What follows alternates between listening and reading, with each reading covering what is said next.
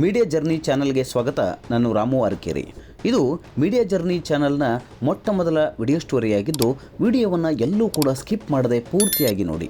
ಸ್ನೇಹಿತರೆ, ಕರ್ನಾಟಕ ಮತ್ತು ತಮಿಳುನಾಡು ರಾಜ್ಯಗಳ ಮಧ್ಯೆ ಇರುವ ಜಲವಿವಾದ ಇಂದು ನಿನ್ನೆಯದಲ್ಲ, ಅದಕ್ಕೊಂದು ಇತಿಹಾಸವೇ ಇದೆ. ಅದರಲ್ಲೂ ಮೇಕೆದಾಟು ಯೋಜನೆಗೆ ತಮಿಳುನಾಡು ನಿರಂತರವಾಗಿ ತನ್ನ ವಿರೋಧವನ್ನು ವ್ಯಕ್ತಪಡಿಸುತ್ತಾ ಬಂದಿದೆ. ಈಚೆಗೆ ನಡೆದ ಕೆಲವು ಬೆಳವಣಿಗೆಗಳು ಮೇಕೆದಾಟು ಯೋಜನೆ ಸಾಕಾರಕ್ಕೆ ಒಂದಷ್ಟು ಭರವಸೆಯನ್ನು ಮೂಡಿಸಿದ್ದು, ಅಷ್ಟೇ ಸವಾಲುಗಳನ್ನು ಕೂಡ ಒಳಗೊಂಡಿದೆ.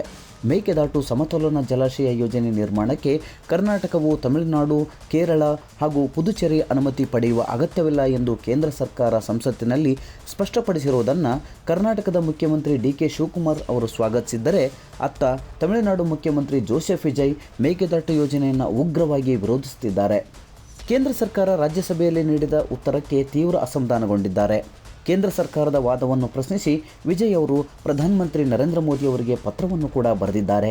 ಇನ್ನು ಆ ಪತ್ರದಲ್ಲಿ ಏನಿದೆ ಅಂತ ನೋಡೋದಾದರೆ, ಜಲಶಕ್ತಿ ಖಾತೆಯ ರಾಜ್ಯ ಸಚಿವರು ನೀಡಿರುವ ನಿರಾಶಾದಾಯಕ ಪ್ರತಿಕ್ರಿಯೆಯು ನದಿಯ ಕೆಳಭಾಗದ ರಾಜ್ಯಗಳ ಒಪ್ಪಿಗೆಗೆ ಸಂಬಂಧಿಸಿದಂತೆ ಚಾಲ್ತಿಯಲ್ಲಿರುವ ಕಾನೂನಿನ ಸ್ಥಿತಿ ಮತ್ತು ಸುಸ್ಥಾಪಿತ ಕಾನೂನು ತತ್ವಗಳನ್ನು ಪರಿಗಣಿಸದೆ ನೀಡಿದಂತಿದೆ ಎಂದು ವಿಜಯ್ ತಮ್ಮ ಪತ್ರದಲ್ಲಿ ಅಸಮಾಧಾನ ವ್ಯಕ್ತಪಡಿಸಿದ್ದಾರೆ. ವಾಸ್ತವದಲ್ಲಿ ರಾಜ್ಯಸಭೆಯಲ್ಲಿ ತಮಿಳುನಾಡಿನ ಸಂಸದ ಅನ್ಬುಮಣಿ ರಾಮದಾಸ್ ಕೇಳಿದ ಪ್ರಶ್ನೆಗೆ ಜಲಶಕ್ತಿ ರಾಜ್ಯ ಸಚಿವ ರಾಜಭೂಷಣ್ ಚೌಧರಿ ಲಿಖಿತ ಉತ್ತರ ನೀಡಿದ್ದಾರೆ. ಅದರ ಪ್ರಕಾರ ಕಾವೇರಿ ನದಿ ನೀರು ವಿವಾದಕ್ಕೆ ಸಂಬಂಧಿಸಿದಂತೆ 2018ರಲ್ಲಿ ಸುಪ್ರೀಂ ಕೋರ್ಟ್ ನೀಡಿರುವ ತೀರ್ಪಿನಲ್ಲಿ ಕಾವೇರಿ ನದಿಗೆ ಅಡ್ಡಲಾಗಿ ಯಾವುದೇ ನಿರ್ಮಾಣ ಕಾರ್ಯ ಕೈಗೊಳ್ಳಲು ಕರ್ನಾಟಕವು ತಮಿಳುನಾಡು, ಕೇರಳ ಅಥವಾ ಪುದುಚೇರಿಯಿಂದ ಸಮ್ಮತಿ ಪಡೆಯಬೇಕೆಂದು ಎಲ್ಲಿಯೂ ಉಲ್ಲೇಖಿಸಿಲ್ಲ ಎಂದು ಕೇಂದ್ರ ಜಲಶಕ್ತಿ ಸಚಿವಾಲಯ ಸಂಸತ್ತಿನಲ್ಲಿ ಸ್ಪಷ್ಟಪಡಿಸಿರುವುದು ಕರ್ನಾಟಕಕ್ಕೆ ಸಂತಸವನ್ನು ತಂದಿದ್ದರೆ ತಮಿಳುನಾಡಿಗೆ ಅಸಮಾಧಾನ ಮೂಡಿಸಿದೆ. ಏನಿದು ಮೇಕೆದಾಟು ಯೋಜನೆ ಎಂಬುದನ್ನು ನೋಡುವುದಾದರೆ, ಬೆಂಗಳೂರು ನಗರಕ್ಕೆ ನೀರು ಪೂರೈಕೆ ಮತ್ತು 400 ಮೆಗಾವ್ಯಾಟ್ ವಿದ್ಯುತ್ ಉತ್ಪಾದಿಸುವ ಉದ್ದೇಶದಿಂದ ರಾಮನಗರ ಜಿಲ್ಲೆಯ ಕನಕಪುರ ತಾಲೂಕಿನ ಮೇಕೆದಾಟು ಬಳಿ ಕಾವೇರಿ ನದಿಗೆ ಅಡ್ಡಲಾಗಿ ಅಣೆಕಟ್ಟು ನಿರ್ಮಿಸಲು ಮುಂದಾಗಿದ್ದು, ಮಳೆಗಾಲದ ಸಂದರ್ಭದಲ್ಲಿ ಸಮುದ್ರದ ಪಾಲಾಗುವ ಅಂದಾಜು 65ರಿಂದ 67 ಟಿಎಂಸಿ ಹೆಚ್ಚುವರಿ ನೀರನ್ನು ಸಂಗ್ರಹಿಸಲು ಅಣೆಕಟ್ಟು ನಿರ್ಮಿಸುವ ಯೋಜನೆ ಇದಾಗಿದೆ. ಇನ್ನು ಮೇಕೆದಾಟು ಯೋಜನೆಯ ಹಿನ್ನೆಲೆಯನ್ನು ನೋಡಿದಾಗ ಇದು ಇಂದು ನಿನ್ನೆಯದಲ್ಲ. ಈ ಯೋಜನೆ ಬಗ್ಗೆ 1960ರಿಂದಲೂ ಕರ್ನಾಟಕ ಉತ್ಸುಕವಾಗಿದೆ. ತಮಿಳುನಾಡು ಈ ಯೋಜನೆಯನ್ನು ವಿರೋಧಿಸುತ್ತಾ ಬಂದಿದೆ. 1996-97ರ ನಂತರ ಕರ್ನಾಟಕ ತಮಿಳುನಾಡು ನಡುವೆ ಸುಮಾರು 5 ಸುತ್ತಿನ ಮಾತುಕತೆಗಳು ನಡೆದಿದ್ದವು. 2007ರಲ್ಲಿ ಕಾವೇರಿ ನೀರು ಹಂಚಿಕೆ ಕುರಿತಂತೆ ಅಂತಿಮ ಆದೇಶ ಹೊರಡಿಸಿದ್ದ ಸುಪ್ರೀಂ ಕೋರ್ಟ್, ಕೃಷಿ ನೀರಿಗಲ್ಲದೆ ಯೋಜನೆಗಳನ್ನು ತನ್ನ ಆದೇಶಕ್ಕೆ ಧಕ್ಕೆಯಾಗದಂತೆ ಕೈಗೊಳ್ಳಬಹುದು ಎಂದು ಹೇಳಿತ್ತು. 2018ರ ತೀರ್ಪಿನ ಬದಲಾವಣೆಗಳಲ್ಲಿಯೂ ಸಹ ಇದೇ ಪ್ರಸ್ತಾಪವಾಗಿತ್ತು. 2013-19ರ ನಡುವೆ ಕರ್ನಾಟಕ ಸರ್ಕಾರ ಕ್ರಿಯಾ ಯೋಜನೆ ರೂಪಿಸಿ ಯೋಜನೆಯ ಕಾಮಗಾರಿ ನಡೆಸಲು ಮುಂದಾದಾಗಲೂ ತಮಿಳುನಾಡು ಆಕ್ಷೇಪ ವ್ಯಕ್ತಪಡಿಸಿತ್ತು. 2022ರ ಬಜೆಟ್ನಲ್ಲಿ ಮೇಕೆದಾಟು ಯೋಜನೆಗೆ ಕರ್ನಾಟಕ ಸರ್ಕಾರ ಹಣವನ್ನು ಕೂಡ ಮೀಸಲಿಟ್ಟು ಆಗಲೂ ಕೂಡ ತಮಿಳುನಾಡು ತನ್ನ ಖ್ಯಾತಿಯನ್ನು ತೆಗೆದಿತ್ತು.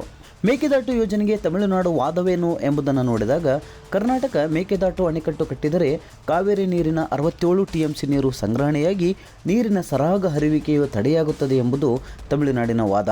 ಇನ್ನೊಂದೆಡೆ ಈ ಯೋಜನೆಯಿಂದ ತಮಿಳುನಾಡಿನ ಕಾವೇರಿ ಜಲಾನಯನ ಪ್ರದೇಶದ ಜನರಿಗೆ ವ್ಯವಸಾಯಕ್ಕೆ ನೀರಿಗೆ ಸಮಸ್ಯೆಯಾಗುತ್ತದೆ ಎಂಬುದು ತಮಿಳಿಗರ ಆಕ್ಷೇಪಕ್ಕೆ ಕಾರಣ. ಬೆಂಗಳೂರಿಗೆ ಬೇಕಾದ 4-5 ಟಿಎಂಸಿ ನೀರಿಗಾಗಿ 67 ಟಿಎಂಸಿ ನೀರು ಸಂಗ್ರಹದ ಅಣೆಕಟ್ಟು ಕಟ್ಟುವುದು ಸರಿಯೇ ಎಂಬುದು ಅವರ ಪ್ರಶ್ನೆ. ಹಾಗೆಯೇ ಕಾವೇರಿಯ ಅನಿಯಂತ್ರಿತ ನೀರಿನ ಹರಿವಿಗೆ ತಡೆಯೊಡ್ಡಿದಂತಾಗುತ್ತದೆ ಎಂಬ ಮಾತುಗಳು ಕೂಡ ಕೇಳಿಬಂದಿವೆ. ಇದಲ್ಲದೆ ಕೃಷಿ ಚಟುವಟಿಕೆಗೂ ನೀರು ಬಳಕೆಯಾಗುವುದು ಕೂಡ ತಮಿಳುನಾಡಿನ ವಿರೋಧಕ್ಕೆ ಕಾರಣಗಳಲ್ಲೊಂದು. ಹೀಗೆ ಅನೇಕ ರೀತಿಯ ಕಾರಣಗಳನ್ನು ಮುಂದಿಟ್ಟುಕೊಂಡು ಬಂದಿರುವ ತಮಿಳುನಾಡಿಗೆ ಕೇಂದ್ರ ಸರ್ಕಾರದ ಈ ನಿರ್ಧಾರ ಹಿನ್ನಡೆಯನ್ನು ಉಂಟು ಮಾಡಿದರೆ ಕರ್ನಾಟಕಕ್ಕೆ ಈ ಯೋಜನೆಯ ಪರವಾದ ಭರವಸೆಯನ್ನು ಮೂಡಿಸಿದೆ. ಹಾಗೆ ನೋಡಿದರೆ ಮೇಕೆದಾಟು ಯೋಜನೆ ತಮಿಳುನಾಡಿಗೂ ಕೂಡ ಅನುಕೂಲವೇ. ಮೇಕೆದಾಟು ಯೋಜನೆಯಿಂದ ತಮಿಳುನಾಡಿಗೆ ಯಾವುದೇ ಅಡ್ಡ ಪರಿಣಾಮ ಅಥವಾ ತೊಂದರೆ ಉಂಟಾಗದೆ ಯೋಜನೆಯಿಂದ ಯಥಾಸ್ಥಿತಿ ಮುಂದುವರಿಯಲಿದೆ. ಇತ್ತೀಚಿನ ವರ್ಷಗಳಲ್ಲಿ 2 ರಾಜ್ಯಗಳಲ್ಲಿಯೂ ಉತ್ತಮ ಮಳೆಯಾಗುತ್ತಿದ್ದು, ಹೆಚ್ಚುವರಿ ನೀರು ವ್ಯರ್ಥವಾಗಿ ಹರಿದು ಸಮುದ್ರ ಸೇರುತ್ತದೆ. ಮೇಕೆದಾಟು ಯೋಜನೆಯಿಂದ ಆ ನೀರು ಬಳಕೆಯಾದಂತಾಗುತ್ತದೆ. ಸಾಮಾನ್ಯ ವರ್ಷಗಳಲ್ಲಿ ತಮಿಳುನಾಡಿಗೆ ಹರಿಸಬೇಕಾದ 192 ಟಿಎಂಸಿ ನೀರು ಮುಂದೆಯೂ ಕೂಡ ಹರಿಯುತ್ತದೆ. ಈ ಯೋಜನೆಯಿಂದ ಆ ನೀರಿಗೆ ಯಾವುದೇ ತೊಂದರೆಯಾಗುವುದಿಲ್ಲ. 400 ಮೆಗಾವ್ಯಾಟ್ ವಿದ್ಯುತ್ ಶಕ್ತಿ ಉತ್ಪಾದನೆಯ ಬಳಿಕವೂ ತಮಿಳುನಾಡಿಗೆ ನೀರು ಹರಿದು ಹೋಗುವುದರಿಂದ ಯಾವುದೇ ವ್ಯತ್ಯಾಸವಾಗುವುದಿಲ್ಲ. ಪ್ರವಾಹ ಮತ್ತು ಸಂಕಷ್ಟದ ವರ್ಷಗಳಲ್ಲಿ ನೀರು ಬಳಕೆಗೆ ಕರ್ನಾಟಕ ಮತ್ತು ತಮಿಳುನಾಡು 2 ರಾಜ್ಯಗಳಿಗೂ ಅನುಕೂಲವಾಗಲಿದೆ. ಒಟ್ಟಾರೆಯಾಗಿ 2 ರಾಜ್ಯಗಳು ಕೂಡ ಸೌಹಾರ್ದತೆಯಿಂದ ಈ ಯೋಜನೆಗೆ ಸ್ಪಂದಿಸಬೇಕಾಗಿದೆ. ಸುಮಾರು ವರ್ಷಗಳಿಂದ ನೆನೆಗುದಿಗೆ ಬಿದ್ದಿರುವ ಮೇಕೆದಾಟು ಯೋಜನೆ ಯೋಜನೆಗೆ ಯಾವುದೇ ತಕರಾರು ಮಾಡದೆ ಸಹಕರಿಸಬೇಕಾಗಿದೆ. ಕೇಂದ್ರ ಸರ್ಕಾರದ ಬೆಂಬಲವನ್ನು ಬಳಸಿಕೊಂಡು ಮುಖ್ಯಮಂತ್ರಿ ಡಿ ಕೆ ಶಿವಕುಮಾರ್ ಅವರು ಈ ಯೋಜನೆಯ ಅನುಷ್ಠಾನಕ್ಕೆ ಮುಂದಾಗಬೇಕಾಗಿದೆ. ಆ ಮೂಲಕ ಕನ್ನಡಿಗರ ಮನಸ್ಸನ್ನು ಮುಖ್ಯಮಂತ್ರಿಗಳು ಗೆಲ್ತಾರಾ ಎಂಬುದನ್ನು ಕಾದು ನೋಡಬೇಕು. ಸ್ನೇಹಿತರೆ, ನೀವಿನ್ನು ನಮ್ಮ ಮೀಡಿಯಾ ಜರ್ನಿ ಚಾನಲ್ಗೆ ಸಬ್ಸ್ಕ್ರೈಬರ್ ಆಗಿಲ್ಲ ಎಂದಾದರೆ ಕೂಡಲೇ ಸಬ್ಸ್ಕ್ರೈಬರ್ ಆಗುವ ಮೂಲಕ ನಮ್ಮ ಎಲ್ಲ ಸುದ್ದಿಗಳ ನಿರಂತರ ನೋಟಿಫಿಕೇಷನ್ ಪಡೆಯಿರಿ. ಮಾಹಿತಿ ಇಷ್ಟವಾದಲ್ಲಿ ಲೈಕ್ ಮಾಡಿ ಹಾಗೂ ಶೇರ್ ಮಾಡಿ. ಮತ್ತೊಂದು ವಿಶೇಷ ಮಾಹಿತಿಯೊಂದಿಗೆ ಮತ್ತೆ ಭೇಟಿಯಾಗೋಣ. ಅಲ್ಲಿವರೆಗೆ ನಮಸ್ಕಾರ.